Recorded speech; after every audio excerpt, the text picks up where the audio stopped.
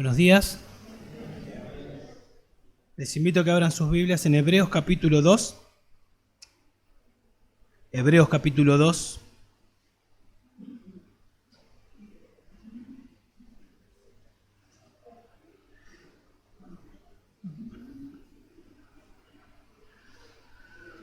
Vamos a leer del verso 14 al 18.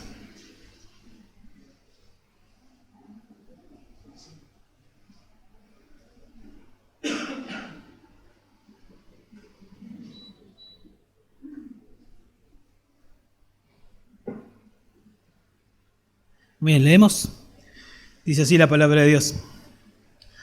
Así que por cuanto los hijos participan de carne y sangre, él igualmente participó también de lo mismo, para anular mediante la muerte el poder de aquel que tenía el poder de la muerte, es decir, el diablo, y librar a los que por el temor a la muerte estaban sujetos a esclavitud durante toda la vida.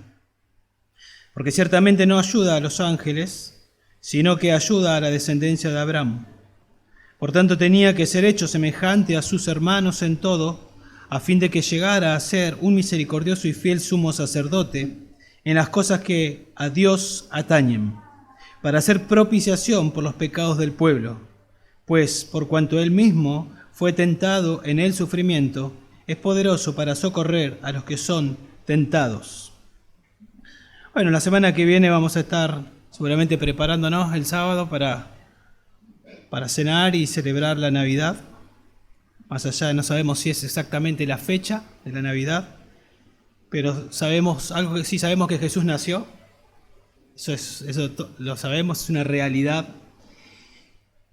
Y me pareció oportuno mirar un pasaje que nos enseñe y que nos ayude a entender el porqué de la encarnación de Jesús. ¿Para qué nació Jesús? ¿Por qué nació Jesús? Y creo que este pasaje nos contesta a esa pregunta. Nos ayuda a entender por qué Jesús se encarnó. Es algo que tenemos que entenderlo todos. Pero no solo entenderlo intelectualmente, sino abrazar esa verdad. Una vez que entendemos quién es Jesús, por qué nació Jesús, para qué nació Jesús, no solo entenderlo intelectualmente, los demonios creen y tiemblan, dice la Biblia, sino también abrazar esa verdad y beneficiarnos de esa verdad, ¿no? Acá el autor escribe a un grupo de creyentes judíos. Seguramente había también personas que no eran creyentes, que estaban ahí tambaleando, podemos decir, que no se arrepentían de una vez, sino que ponían su fe en Cristo. Probablemente no lo hacían porque el contexto era de persecución, y si creían en Jesús como Señor y Salvador de sus vidas corría peligro. Iban a ser perseguidos, los iban a matar. Entonces preferían tal vez no arrepentirse, no confiar en Cristo y conservar su vida. Pero la Biblia nos dice que si buscamos conservar la vida física negando a Cristo, un día la vamos a perder, porque vamos a ir a la muerte eterna, a la muerte segunda. Y el autor lo que busca hacer es mostrarles que Cristo es suficiente, que Cristo es superior a los ángeles, porque también había una creencia que igualaba a Jesús con los ángeles o a los ángeles con Jesús. Y entonces el autor en su carta comienza a escribir que Cristo es superior a los ángeles, a Moisés, a Aarón. Bueno, obviamente superior a todo porque Él es Dios que se encarna. Y entonces los va a animar a que dejen de vacilar y que pongan su confianza en Jesús. Y aquellos que eran creyentes y que tal vez también en medio de una persecución pueden tener miedo a la muerte, que no teman, porque aún esa persecución está bajo la soberanía de Dios. Y si Dios permite una persecución y si Dios permite que llegue la muerte, después de la muerte está la vida eterna por medio de Cristo. Entonces no había por qué temer. Entonces la exhortación que el autor hace al inicio es: consideren a Jesús, presten atención a Jesús. Y comienza a explicar acerca de quién es Jesús. Él debe ser adorado. Y eso lo hace en el capítulo 1. Consideren a Jesús. Presten atención quién es Jesús. Y luego en el capítulo 2 nos va a decir que también debemos considerar a Jesús. Capítulo 1, Jesús es ese Dios creador de todo, que sostiene todas las cosas con el poder de su palabra. Y en el capítulo 2 va a empezar a decir: consideren a Jesús, que es ese mismo creador que sustenta todas las cosas, pero que ahora se encarnó sin dejar de ser Dios. Así que podemos decir lo siguiente: fue necesario que Jesús se encarnara, se haga hombre, sin dejar de ser Dios, obviamente, para bendecir de manera única a la humanidad o a los creyentes. Y podemos preguntar, para introducirnos en los puntos, ¿por qué Jesús se tuvo que encarnar? ¿Por qué se tuvo que encarnar Jesús? Y el texto que vamos a explicar nos da dos razones por las que Jesús se encarnó. Dos razones que deben motivarnos a nosotros a adorarlo. Dos razones que deben motivarnos a nosotros a adorarlo. Y si nos tiene que motivar a adorar es porque es Dios. Porque no hay criatura que merezca o que esté bien que reciba adoración, solo Dios. Entonces las dos razones, en primer lugar, la primera de ellas es: Él se encarnó para ser un sustituto, un perfecto sustituto. Alguna vez cuando prediqué este mensaje decía para ser nuestro perfecto sustituto. Pero ahora voy a decir para ser un perfecto sustituto, dando la responsabilidad a que Él es un perfecto sustituto, y si usted todavía no lo hizo suyo, que lo haga suyo, arrepintiéndose y creyendo en Jesús. Se encarnó para ser un perfecto sustituto, y en segundo lugar, se encarnó para ser un perfecto sumo sacerdote. Y lo es. Es un perfecto sustituto, es un perfecto sumo sacerdote. Y si todavía no es suyo, no es personal, bueno, que hoy sea el día que lo haga suyo, ¿sí? Vamos a comenzar entonces ahí verso 14 y verso 15, para ser un perfecto sustituto. Verso 14 dice: así que, por cuanto los hijos participan de carne y sangre, Él igualmente participó también de lo mismo, para anular mediante la muerte el poder de aquel que tenía el poder de la muerte, es decir, el diablo. Así que, o debido a que, dice, por cuanto los hijos, esos hijos son los creyentes, observen en el verso 10, dice, porque convenía que aquel para quien son todas las cosas y por quien son todas las cosas, llevando muchos hijos a la gloria, muchos hijos al cielo, son los creyentes. Entonces, por cuanto los hijos, los creyentes, y también toda la humanidad, podemos decir, participan de carne y sangre. La palabra participan es, tienen en común que son de carne y sangre. Nosotros acá somos todos, tenemos en común algo, tenemos carne y sangre, somos humanos. Eso es lo que dice. Entonces, avanza el versículo y dice, Él igualmente participó también de lo mismo. Ya sabemos a quién se refiere cuando dice Él, pero fíjense, capítulo 1, verso 2 y verso 3, para entender bien quién es Él, o a quién se refiere. Se refiere a Jesús, pero fíjense capítulo 1, verso 2. En estos últimos días nos ha hablado por su Hijo, a quien constituyó heredero de todas las cosas, por medio de quien hizo también el universo. O sea, el universo lo hizo Jesús. Él es el resplandor de su gloria y la expresión exacta de su naturaleza, y sostiene todas las cosas con la palabra de su poder. Jesús es el creador, Jesús es el que sostiene el universo. Y ahora en el verso que estamos nosotros estudiando, dice que Él, ese Dios creador que habló y creó todas las cosas y que ahora mismo está sosteniendo todas las cosas con el poder de su palabra, Él, ¿sí?, participó, dice allí, también de lo mismo. Y cuando usa esa palabra participó, está hablando de que tomó algo que no pertenecía a Él, tomó algo que no pertenecía a su naturaleza. Por naturaleza Jesús era, bueno, obviamente siempre 100% Dios. Dios no tiene ni principio ni fin. Por naturaleza 100% Dios. Pero hubo un momento en la que incorporó a su naturaleza divina, naturaleza humana. Se encarnó, ¿sí? Tomó naturaleza humana. Por eso nosotros encontramos pasajes como Juan 1:1, donde nos dice en el principio era el Verbo, ¿sí? Y el Verbo estaba con Dios, y el Verbo era Dios. Entonces ahí nos dice que el Verbo era Dios. Y en el versículo 14 de Juan 1 nos dice, y aquel Verbo se hizo carne. Estaba con Dios en la eternidad, siempre fue Dios, un Dios en tres personas, pero en un momento se encarnó, en un momento tomó para sí algo que no era parte de sí, y es la naturaleza humana.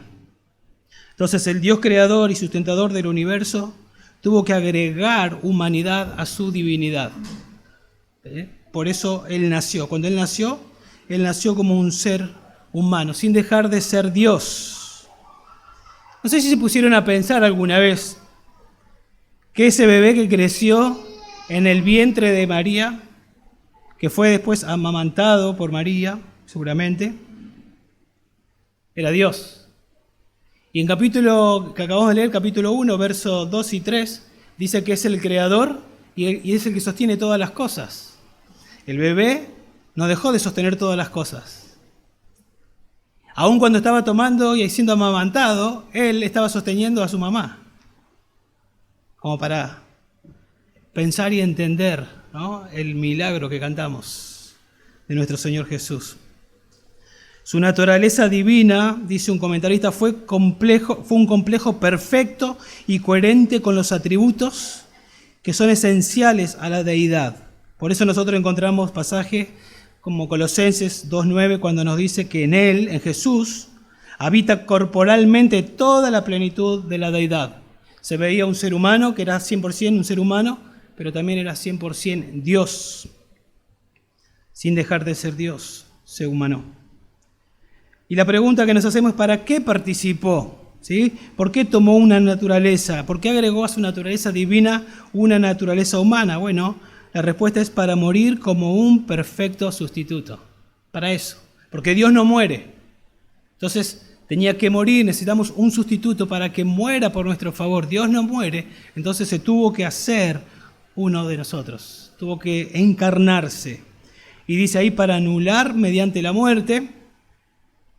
Y bueno, lo que vamos a seguir explicando, pero para ir a la muerte, eso es básicamente, para ir a la cruz.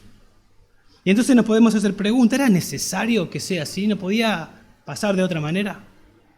¿No podría haber continuado perpetuamente el sistema de sacrificio que el mismo Dios había instituido? ¿No podíamos seguir hasta el día de hoy con sacrificios de animales? Bueno, fíjense capítulo 10. Si quieren, ahí nomás lo tienen, 10, verso 4, capítulo 10, verso 4, dice así: porque es imposible que la sangre de toros y de machos cabríos quite los pecados. Es imposible. O sea, no puede quitar los pecados. Obviamente Dios había instituido eso. Eso apuntaba al Cordero que iba a venir. Por eso Juan el Bautista, cuando lo ve venir, dice: he aquí el Cordero de Dios que quita el pecado del mundo.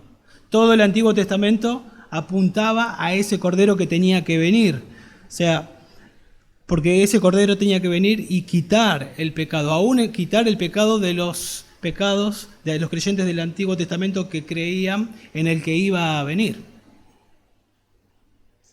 Observen ahí en el verso 5, también del capítulo 10, por lo cual, al entrar en el mundo, Dios, la segunda persona de la Trinidad, al entrar en el mundo, dice: sacrificio y ofrenda no has querido, pero un cuerpo has preparado para mí.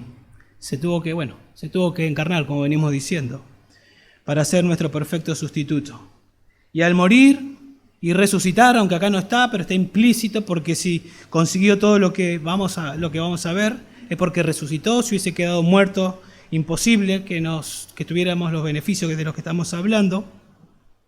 Consiguió ahí, en verso 14b y 15, dos cosas. Consiguió desbaratar al diablo y consiguió también liberación de la esclavitud, dice verso 15.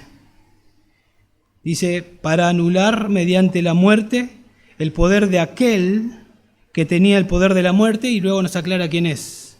Dice que es el diablo. O sea, mediante la muerte y resurrección, Jesús anuló el poder de aquel que tenía el poder de la muerte, y nos dice que era el diablo.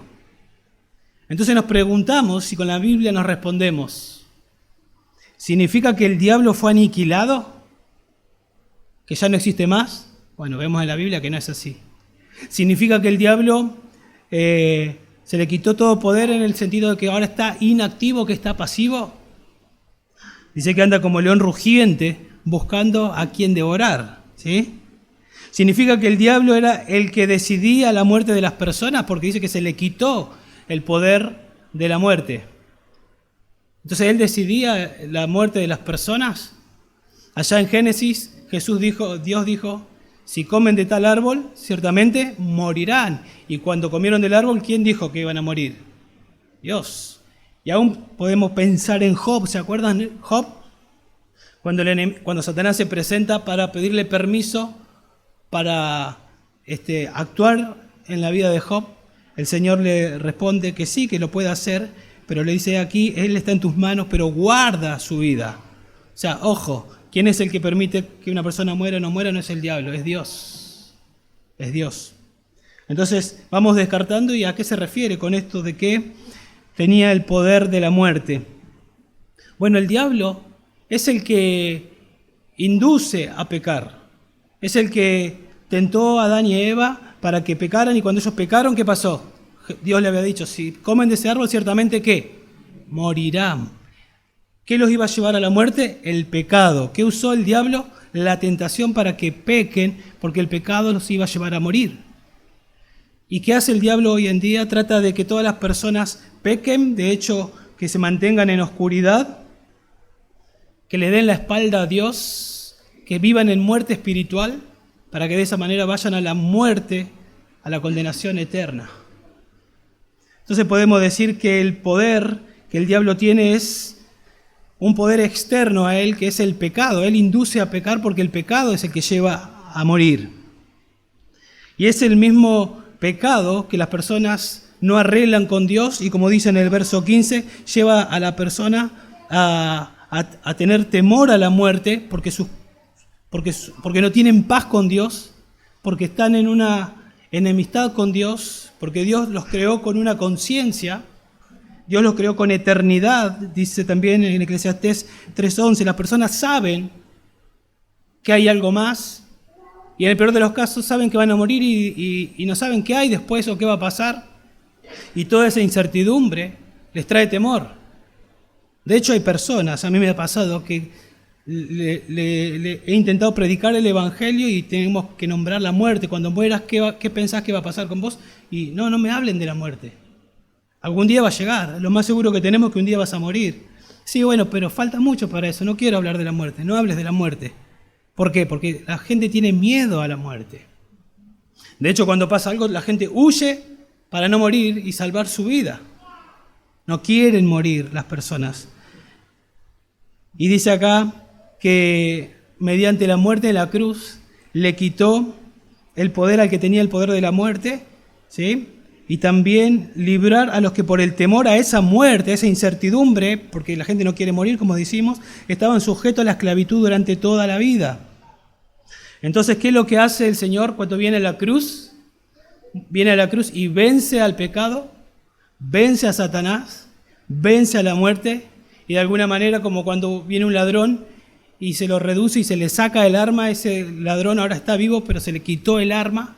Cuando Cristo muere en la cruz por los pecados de nosotros, ese pecado que nos lleva a la muerte, le sacó el arma a Satanás, y todos aquellos que se arrepienten y creen en Jesús, ahora ya no tienen temor a morir, porque saben que mueren y hay paz con Dios por medio de Cristo.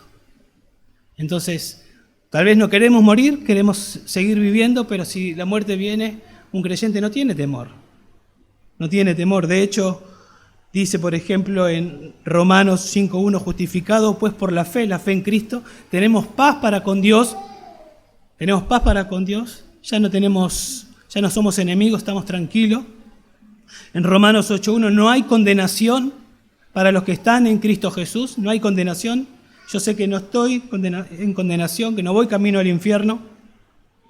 En Romanos 8:38 y 39 dice, porque estoy convencido, estas son palabras de Pablo, estoy convencido de que ni la muerte, ni la vida, ni ángeles, ni principados, ni lo presente, ni lo porvenir, ni los poderes, ni lo alto, ni lo profundo, ni ninguna otra cosa creada nos podrá separar del amor de Dios que es en Cristo Jesús, Señor nuestro. Y todo el contexto, hace no mucho hablamos de este pasaje, tenía que ver con persecución y con peligro de muerte. Y Pablo dice, nada ni la muerte, ni la persecución, ni la aflicción, nada nos puede separar del amor de Dios. No hay temor a la muerte. ¿Se dan cuenta? El mismo Pablo en 2 Timoteo 4:6, él dice, el tiempo de mi partida ha llegado. Él sabía que en un tiempo no muy lejano le iban a cortar la cabeza, nos cuenta la historia. Y él sabía que eso estaba pronto a ocurrirle. Y él dice, el tiempo de mi partida, él lo ve así como un barco que se le sueltan las amarras y parte, el tiempo de mi partida, yo estoy para ir al cielo, me cortan la cabeza y me voy con el Señor. Paz, tranquilidad, por los méritos de Cristo. No había temor a la muerte. En 1 Corintios, el apóstol Pablo dice, 1 Corintios 15:54, pero cuando esto corruptible, hablando de su cuerpo, se haya vestido de incorrupción y esto mortal se haya vestido de inmortalidad, entonces se cumplirá la palabra que está escrita, devorada ha sido la muerte en victoria. ¿Dónde está, oh muerte, tu victoria? ¿Dónde, oh sepulcro, tu aguijón? El aguijón de la muerte es el pecado. Así como una avispa tiene un aguijón, el aguijón, dice acá, de la muerte es el pecado. ¿Sí? Y el poder del pecado es la ley. Pero a Dios gracias que nos da la victoria por medio de nuestro Señor Jesucristo, porque venció al pecado, venció a la muerte y quitó ese aguijón, al punto que estamos tranquilos, los creyentes. ¿Sí? Los creyentes. Entonces para eso nació Jesús. Para eso. El temor desaparece, dijo alguien, porque el creyente es hijo y ya no es enemigo. Esa condición de hijos nos lleva a clamar y a decir, como aprendimos también en algún momento, Abba, Padre, a tener una relación con Dios. El Espíritu viene a vivir en nosotros y da testimonio a nuestro espíritu de que somos hijos de Dios, nos da confianza, tranquilidad, hay fruto en nuestras vidas. Toda evidencia de que somos hijos de Dios, podemos decir, sí, soy un hijo de Dios, mi vida cambió, estoy listo para encontrarme con el Señor, no tengo temor a la muerte. Ya no soy hijo ni esclavo del diablo, ahora soy hijo de Dios y esclavo de Jesús, podemos decir. En 1 Tesalonicenses 4:14, la muerte se ve como que el creyente duerme. Así de esa manera. Los que duermen en Cristo serán resucitados, como que duermen, nada más. En Filipenses 1:21, Pablo, que estaba preso y en aquel momento no sabía con total certeza si iba a salir en libertad, él dice, para mí el vivir es Cristo y el morir es ganancia. O sea, Pablo, no tenés miedo a la muerte, el morir es ganancia. Y después dice en el verso 23, de ambas cosas, la muerte y la vida, estoy puesto en estrecho, no sabiendo qué escoger, pero ¿qué es mejor? Dice él. Es mejor morir, porque si muero estoy con el Señor. Eso es paz, paz como un río, tranquilidad.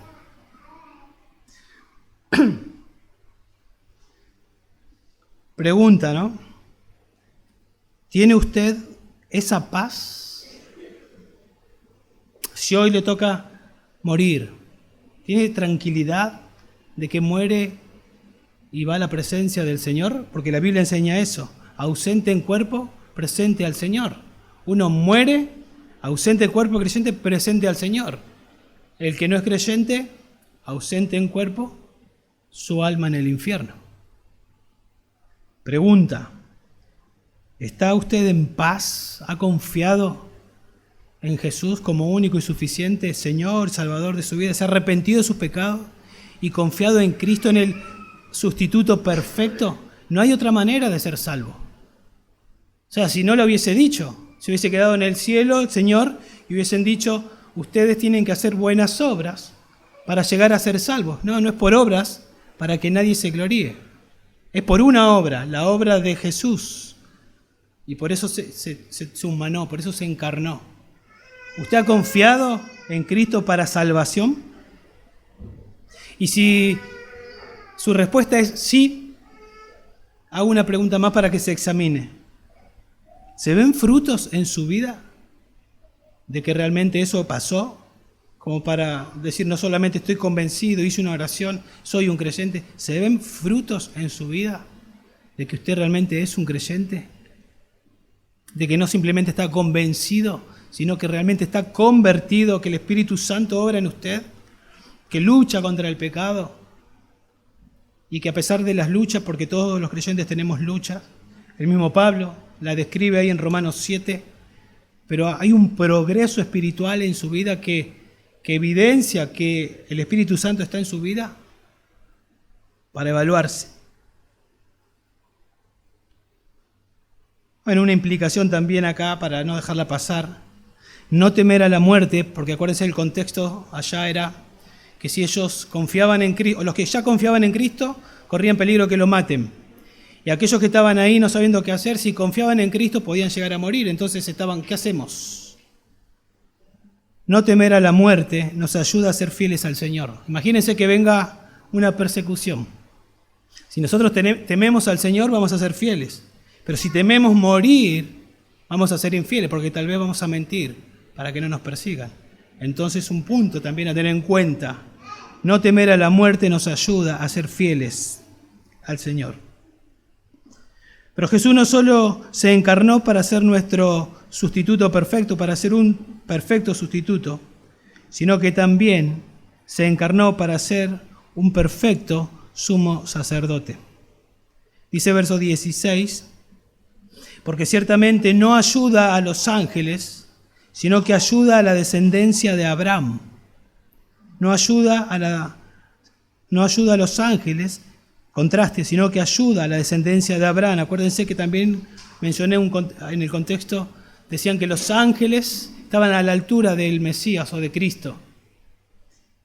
Bueno, si Cristo era un ángel, no necesitaba encarnarse, ya era un ángel. Pero la Biblia también nos enseña que Él no vino a salvar ángeles, sino a salvar personas. Y de hecho también la Biblia nos enseña que los ángeles no tienen redentor. Dice en 2 Pedro 2:4, porque si Dios no perdonó a los ángeles cuando pecaron, sino que los arrojó al infierno y los entregó a fosos de tinieblas reservados para juicio. O sea, están ahí, desde que pecaron ya están condenados. No tienen posibilidad de salvación. Pero pensando en nosotros, Dios no pensó de la misma manera. La Biblia nos enseña que desde antes de la fundación del mundo había un plan listo, un plan diseñado para redimir a los seres humanos. Y ese plan tenía que ver con que la segunda persona de la Trinidad se encarne para ir a una cruz y ser nuestro sustituto. Pero no solo nuestro sustituto, como estamos viendo, sino también un perfecto sumo sacerdote, que ahora vamos a ver las implicaciones. Eso estaba desde antes de la fundación del mundo. Dice Primera de Pedro, habla del Cordero que estaba listo desde antes de la fundación del mundo, ya estaba planificado. Y dice ahí que no ayuda a la descendencia de Abraham, que ayuda a la descendencia de Abraham. Eso significa que él tomó una naturaleza como la de Abraham. Significa que él se hizo un judío como Abraham. Eso significa. Se hizo un judío, Abraham era un judío. Y para ir un poquito para atrás en la Biblia y recordar, ¿se acuerdan? Génesis 1, Génesis 2, Dios crea a Adán y a Eva. En Génesis 3, el hombre cae en pecado. Y en Génesis 15 versículos más adelante hay una promesa que dice que de la simiente de la mujer iba a venir un descendiente, ¿sí? un descendiente de la simiente de la mujer que iba a aplastar la cabeza de Satanás. Previo a eso, Satanás había tentado a Adán y Eva para que pequen, murieron. Iban a morir físicamente. 15 versículos más adelante, Dios promete un descendiente que, si bien la serpiente le iba a lastimar el calcañar, ese descendiente iba a aplastar la cabeza de Satanás.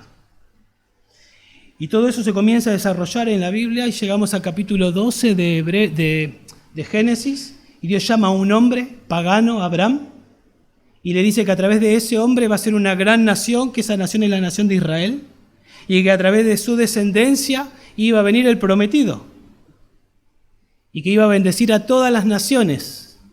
¿Sí? ¿Quién es ese hombre? Ese descendiente, Jesús. Y de él estamos hablando. Dios cumplió. Estamos hablando de Jesús. Cuando nosotros abrimos la Biblia en el Nuevo Testamento, en Mateo 1:1, se nos habla de la genealogía de Jesús y se nos dice hijo de David, hijo de a Abraham. Ahí viene el descendiente, Jesús. Entonces cuando dice ayuda a la descendencia de Abraham,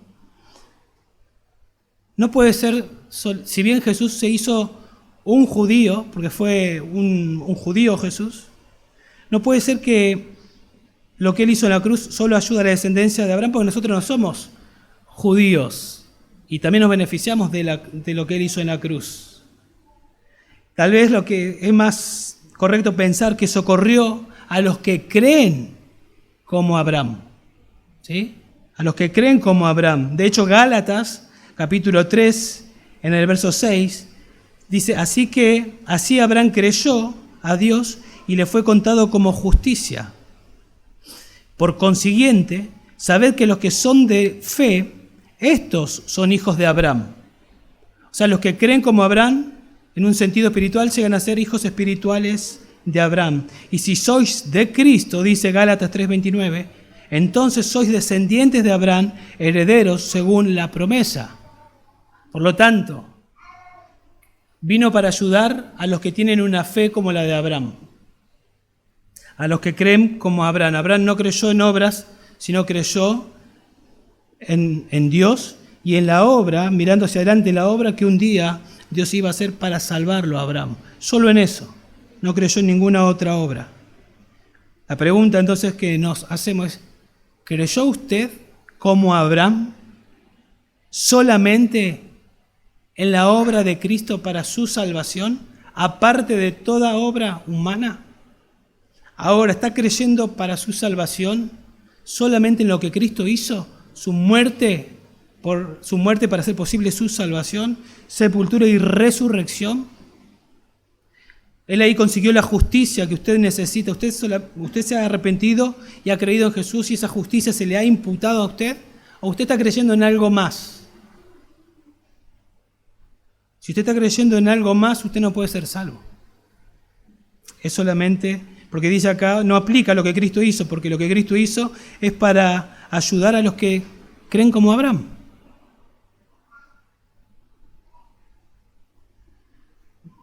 Verso 17. Por tanto, dice ahí, tenía que ser hecho semejante a sus hermanos en todo, a fin de que llegara a ser misericordioso y fiel sumo sacerdote en las cosas que a Dios atañen, para hacer propiciación por los pecados del pueblo. Acá me dice el versículo 17, que tuvo que hacerse semejante a sus hermanos en todo, obviamente excepto en pecado, a fin de llegar a ser un misericordioso y fiel sumo sacerdote. O sea que para ser un misericordioso y fiel sumo sacerdote, Él tuvo que encarnarse y ser semejante a nosotros. Por eso decimos que Él se encarnó para ser un perfecto sustituto, pero estamos diciendo ahora un perfecto sumo sacerdote. Para eso se encarnó. Para ser un misericordioso, un compasivo, un comprensivo y fiel sumo sacerdote. O sea, era necesario que eso pase para que Él llegue a ser un fiel sumo sacerdote. Tenía que ser hecho, dice acá, semejante a sus hermanos en todo. ¿Sí? En todo. A lo largo de la historia, por ahí ni pensamos nosotros en eso, pero a lo largo de la historia han surgido falsas doctrinas, falsas enseñanzas, personas que han dicho que Jesús, que su cuerpo era humano, pero que su mente era divina y que cuando muere Dios lo abandona y muere la persona humana nada más. Cosas por el estilo dijeron. Pero acá dice que tuvo que ser semejante en todo y obviamente Él no puede redimir lo que no es. O sea, Él se tuvo que hacer un hombre para poder redimirnos. Y si se hizo un hombre, se hizo un hombre en todo sentido, excepto sin pecado, porque justamente tenía que ser sin pecado para poder cargar los nuestros. Y eso significa que, como dice Calvino, en la naturaleza humana de Cristo hay dos cosas que deben considerarse. La verdadera carne, que eso es fácil para nosotros pensar porque vemos la carne, vemos su humanidad, pero también dice los afectos o sentimientos. Él tuvo afectos, sentimientos como nosotros. De hecho, nosotros leemos y la Biblia y se nos dice que él, por ejemplo, tuvo limitaciones humanas, él tuvo agotamiento. Aún leemos pasajes donde él ignoró ciertos hechos. Él tuvo hambre, él tuvo dolores humanos, él tuvo agonía ahí en Getsemaní.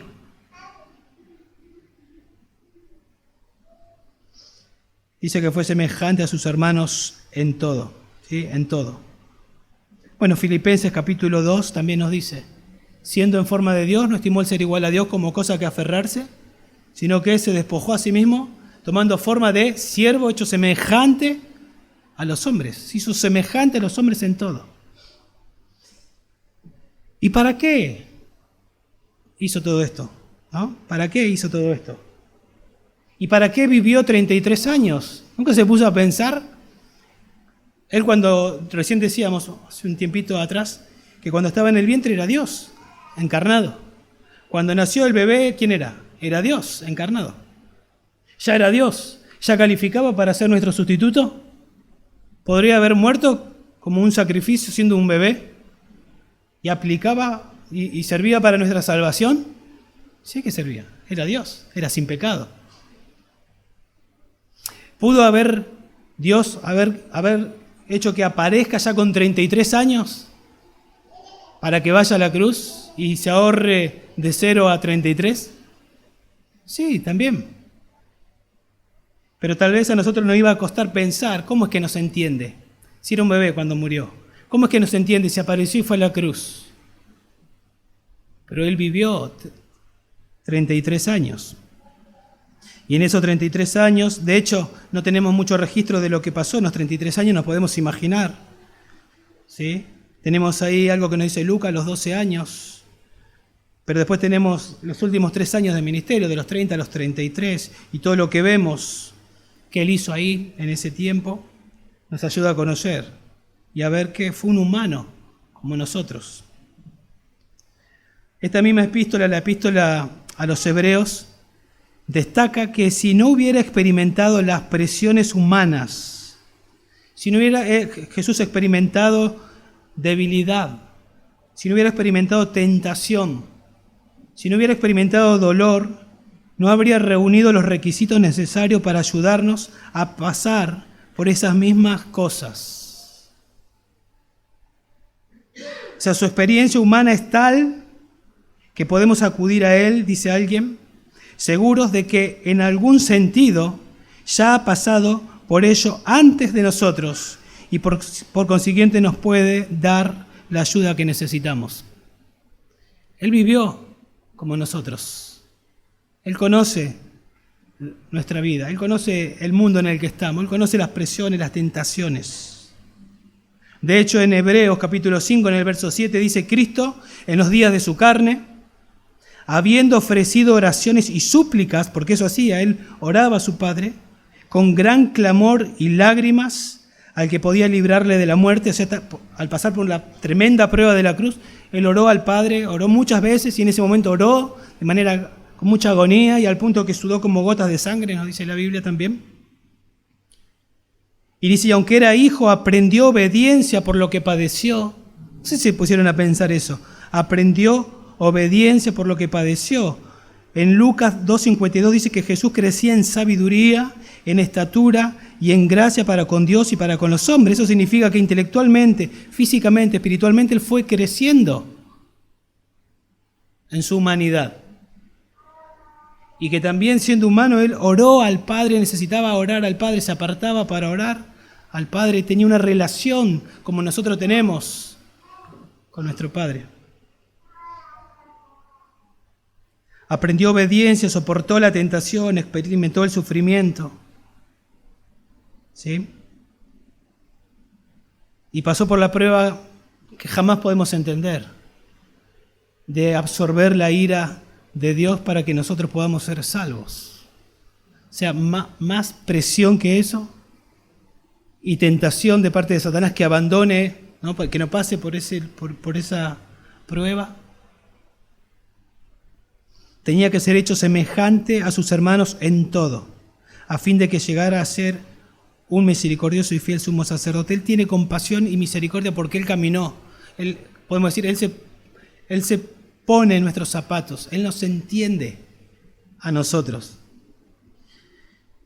Para hacer propiciación por los pecados del pueblo, dice ahí. O sea, para hacer propiciación, para apagar la ira contra nosotros, para reconciliarnos con Dios. ¿Sí? Pues por cuanto Él mismo fue tentado en el sufrimiento, dice verso 18, es poderoso para socorrer a los que son tentados.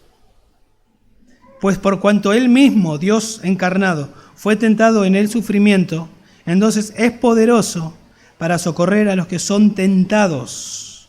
La palabra tentado ahí puede traducirse como tentar o como probar. O sea, puede ayudarnos en tentaciones y puede ayudarnos en pruebas. Él nos entiende. ¿Fue tentado? Él nos entiende. ¿Fue probado? Él nos entiende. A cada uno de nosotros. La humanidad de Cristo queda demostrada entonces en que Él fue susceptible, ¿sí?, a ser tentado. Y porque fue tentado puede entendernos a perfección, a todos nosotros. Y tal vez usted dice, bueno, sí, pero Él era Dios encarnado. Él es 100% Dios, como dicen, 100% hombre. O sea, nunca dejó de ser Dios. Entonces, cuando Él fue tentado, obviamente que Él iba a vencer porque Él es Dios, puede llegar a uno a decir. Entonces, ¿en qué sentido me entiende? Obviamente que Él no iba a ceder. Bueno, eso parece que no nos ayuda a nosotros, pero en realidad si lo pensamos bien nos ayuda mucho más. Porque nosotros, lamentablemente muchas veces somos tentados y cedemos y pecamos. ¿Sí? ¿Sí o no? Cedemos y pecamos. Y cuando no pecamos, gracias a Dios, por la gracia de Dios, nosotros sabemos que tenemos un límite, porque la Biblia dice que nunca Dios va a permitir que seamos tentados o probados más de lo que podemos resistir. Y nosotros no sabemos hasta dónde resistimos. Dios sí sabe y Dios no nos va a probar más. O sea que hay un poco más, pero Dios sabe hasta dónde nosotros llegamos. Pero Jesús no es como nosotros, no tiene un límite. Entonces, la presión de la tentación y de la prueba llegó hasta el fondo, podemos decir. Y Él soportó. Entonces, ¿nos entiende o no nos entiende? Nos entiende siempre. Siempre nos entiende. Cuando usted está pasando por una situación adversa y, bueno, obviamente nos tenemos que acercar como hermanos, llorar con los que lloran, etc. Y tratamos de entender y de ponernos en sus zapatos, porque queremos imitar a Cristo que se pone en nuestros zapatos. Y queremos que el Señor nos use para ser de ánimo, de consuelo al hermano. Y está bien y lo tenemos que hacer. Pero hay alguien que lo entiende perfectamente. Es Jesús. Él lo entiende perfectamente a usted. Por 33 años Él experimentó pruebas y tentaciones hasta que llegó a Getsemaní y sufrió hasta sudar como gotas de sangre. ¿Sí? Los capilares se revientan por la tensión y el sudor se mezclan con la sangre por la tensión y la presión de ir a la cruz y de soportar la ira de su Padre. Entonces, Él nos entiende a nosotros también. Dice en Hebreos 4:15, porque no tenemos un sumo sacerdote que no pueda compadecerse. Sí que puede compadecerse. No tenemos un sumo sacerdote que no pueda compadecerse de nuestras flaquezas, sino uno que ha sido tentado en todo como nosotros, pero sin pecado. Sin pecado. La palabra compadecerse que usa acá en Hebreos 4:15 es, no tenemos un sumo sacerdote que no pueda compadecerse, o sea, que no pueda conmoverse por lo que ha conmovido a otra persona. O sea, si a mí me conmueve una situación, tengo que enseguida pensar esta verdad. Tengo un sumo sacerdote que se conmueve como yo por lo que me está ocurriendo, por lo que me está pasando. Él me entiende. La compasión de Cristo es tan fuerte que nuestros problemas, podemos decir, nuestros problemas son suyos. El escritor de Hebreos dice que Jesús realmente entiende lo que significa vivir en este mundo caído. Él entiende el catálogo completo de tentaciones que enfrentamos. Él entiende lo difícil y complicado que son nuestras relaciones. Él entiende la traición, porque Él fue traicionado. Él entiende el rechazo, porque Él fue rechazado. Él entiende el dolor físico, porque Él tuvo dolor físico. Él entiende la soledad, porque Él estuvo solo. Jesús sabe lo que significa ser humano. Él nos conoce. Por eso en el capítulo 4, en el verso 16, al siguiente versículo, que nos dice que Él nos entiende, nos dice, acerquémonos con confianza al trono de la gracia, porque ahí está Él, porque ya pasó por la cruz, ya fue a la tumba, ya resucitó, ya vivió la vida que nosotros no podíamos vivir, la muerte que necesitábamos para salvarnos, y ahora está como un sumo sacerdote, intercediendo por nosotros, rogando por nosotros, como un fiel sumo sacerdote delante del Padre. Acerquémonos con confianza al trono de la gracia, para que recibamos misericordia y hallemos gracia para la ayuda oportuna. Allí en el trono de la gracia podemos acercarnos a alguien que nos entiende y que nos va a dar la gracia que necesitamos para esa situación. Para eso se encarnó, para ser un perfecto sustituto, para ser un perfecto sumo sacerdote. Y ahora, como dice Hebreos 7:25, que vive perpetuamente para interceder por ellos, por los creyentes. Fíjense cómo termina el verso 18. Dice, pues por cuanto Él mismo fue tentado en el sufrimiento, es poderoso para socorrer a los que son tentados. Es poderoso para socorrer a los que son tentados. Pregunta, ¿es poderoso? En el capítulo 1, versos 2 y 3, creó el universo, sostiene el universo, es poderoso. Y ese mismo poder está a nuestro favor para socorrernos cuando somos tentados.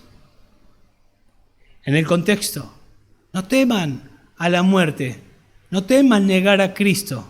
Él es poderoso para sostenerlo aún si les van a matar, si los van a matar. Dos razones por las cuales Jesús se encarnó. En primer lugar, para ser un perfecto sustituto. En segundo lugar, para ser un perfecto sumo sacerdote. John MacArthur, y con esto termino, dice, la razón por la cual muchos cristianos se sienten débiles y preocupados es porque dejan de considerar a Cristo, dejan de pensar en Cristo, en este Cristo que acabamos de explicar. El autor, dijimos al inicio, quiere llevar a la audiencia, consideren a Cristo, Él es Dios que se encarnó por razones específicas que acabamos de explicar. MacArthur dice, la razón por la que muchos cristianos se sienten débiles y preocupados es porque dejan de considerar a Cristo y así no hacen suyas las fuerzas, tranquilidad y guía totales de Él. El Espíritu Santo dice continuamente a todos los creyentes, considerad a Cristo Jesús. Cuando la vida se torna difícil, los problemas parecen no tener solución, todo sale mal, cuando la desilusión y la depresión se vuelven normales y las tentaciones parecen imposibles de resistir, ponga su mirada en Jesús y manténgala allí intensamente, o sea, en las Escrituras, en estas verdades, hasta que Él comience a revelarse con todo su poder glorioso ante sus propios ojos. No estamos siendo místicos con esto, sino en estas verdades. Ponga sus ojos en estas verdades, considere estas verdades, hasta que se encarnen. Y el Espíritu Santo, como vimos la semana pasada, le abra los ojos y haga suya estas verdades. Y crezca por el poder de Dios espiritualmente. Consideremos a Cristo y adoremos entonces. ¿Sí?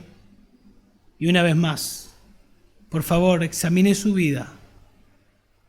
y considere si Cristo es su sustituto, si Cristo es su sumo sacerdote. Si no lo es, si lo es, disfrútelo. Disfrutemos a Jesús.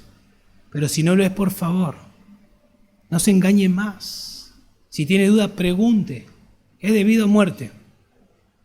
¿Sí? Arrepiéntase y venga a Cristo. Y use estos días donde las personas van a estar hablando de la Navidad para explicarle lo que aprendió. ¿Sabés por qué se encarnó Jesús? Y explíquele y predique el Evangelio. Para eso estamos. Vamos a orar. Padre, te damos gracias, Señor, por tu palabra. Gracias por Jesús. Gracias porque no teníamos esperanza, porque nuestro destino era el infierno por haberte ofendido, por haber pecado. Pero, Señor, qué plan maravilloso desde la eternidad, que la segunda persona de la Trinidad haya venido y haya estado entre nosotros, con el propósito de ser nuestro sustituto, de saldar la deuda de nuestro pecado, de desarmar al enemigo, de quitarnos el temor a la muerte y darnos paz, tranquilidad, porque estamos reconciliados contigo, Dios. Gracias porque no hizo la obra y se desatendió de nosotros, sino que está íntimamente o profundamente interesado en nuestras vidas, al punto que nos entiende y está intercediendo por nosotros. Señor, que estas verdades cambien nuestras vidas, Dios. Que nos podamos aferrar, que la hagamos nuestra. Que las podamos recordar, Señor, cuando nos desenfocamos para el bien de nuestra alma. Gracias, Dios. Y ayúdanos también y ábrenos puertas para contarle a personas, tal vez vecinos, familiares nuestros, compañeros en el trabajo, el porqué de la Navidad. El porqué de la Navidad, Señor. Y ayúdanos a ser valientes y fieles predicando el Evangelio. Te lo rogamos en el nombre de Jesús. Amén.